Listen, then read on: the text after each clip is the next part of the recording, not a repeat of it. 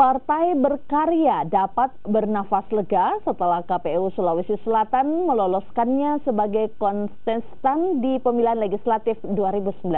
Sebelumnya, berkas bakal calon legislatif Partai Berkarya ditolak KPU lantaran terlambat memasukkan berkas mereka. Ini diungkapkan Wakil Sekretaris Jenderal DPP Partai Berkarya Sumarni Kamarudin saat berada di Makassar, Sulawesi Selatan. Partainya mengalami keterlambatan pengumpulan berkas bakal calon legislatif ke KPU Sulawesi Selatan dan sempat ditolak.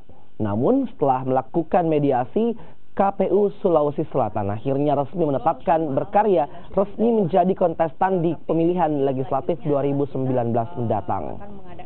Rencana yang mana disusun oleh Ketua DPW dan DPP, yaitu diklat Bacalek yang dalam waktu dekat ini. Jadi sebenarnya satu hal yang saya ingin sampaikan, saya mengapresiasi segala langkah-langkah yang dilakukan oleh tim DPW dan Ketua DPW serta Ketua Bapilu kemarin, sampai mediasi yang dilakukan di Bawaslu akhirnya memutuskan bahwa 76 atau 64 dari total yang kemarin pemberkasannya yang tidak diterima itu akhirnya diterima semua oleh KPU. Alhamdulillah.